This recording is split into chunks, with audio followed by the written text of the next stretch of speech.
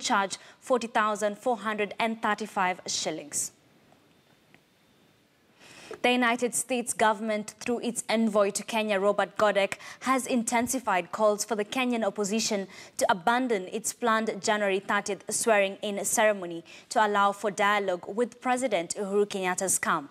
But as our political affairs reporter Murimi Mwangi now tells us, a meeting between Godek and the opposition's parliamentary leadership at the Senate and the National Assembly appears to have borne little fruit, as NASA insists it will go ahead with swearing-in plans, as Kenyatta's camp has not shown any goodwill to dialogue.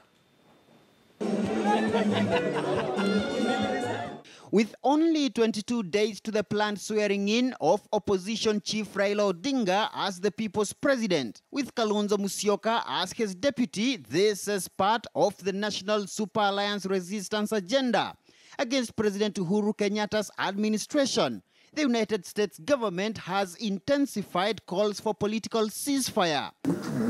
As U.S. Ambassador to Kenya, Robert Godek separately met Senate Minority Leader Moses Wetangula and his National Assembly counterpart John Mbadi on the same mission. I just want to ensure that I've heard directly from the leaders of this very important branch of government, the legislative, the National Assembly and the Senate, about what it is that they want to accomplish and what they're thinking about at this particular time. Majority of Kenyans withheld their mandate from Jubilee on 26th. Therefore, the discussion needs to be around with this confusing state of affairs. How then is Kenya going to move forward? But the meeting appeared to do little at breaking the prevailing political deadlock. Last week, Godek's similar meeting with Senate Speaker Kenneth Lusaka and Senate Majority Leader Kipchumba Murkomen also turned a cropper. And I am meeting with other... And today, Mbadi and Wetangula insisted that the opposition coalition would only shelve its swearing-in plans if Kenyatta's handlers agreed to talks centered on electoral justice anchored on the nullified August 8th polls. As far as we are concerned as NASA, there were no elections on 26th of October. We still want to have elections.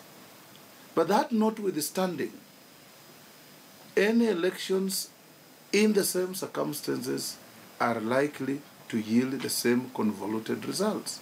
The United States does remain committed, strongly committed to a national conversation here in Kenya, and we're going to continue to look for ways to support the religious leaders, business leaders, everyone who is working in that direction. No one, I think, I've not heard anyone who wants to join the government of Uhuru and Ruto.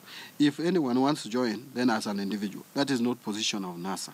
NASA's position is we want to discuss things that would progress this country. Kenyatta named 9 of his 22 cabinet secretaries on Friday last week, only a day after the Godek-Lusaka-Murkomen meeting, a move interpreted in the opposition quarters as part of the Jubilee defiance to the multiple calls for speedy dialogue to cool the heat of the chaotic 2017 electioneering season. Kenyatta is expected to fill his executive in the coming 2 weeks. No. We are not interested in joining Uhuru Ruto's government. Please let that be very clear.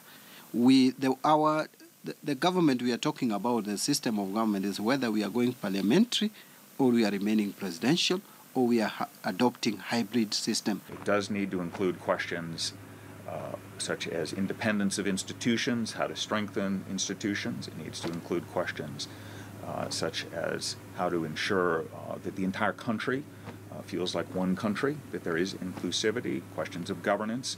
We cannot continue talking about politics. We must then move to the next level of the pillars that he has set, that is healthcare, manufacturing, food security. With only 3 weeks to the planned Odinga-Kalonzo swearing in, the backroom attempts at dialogue are no doubt bound to continue, even as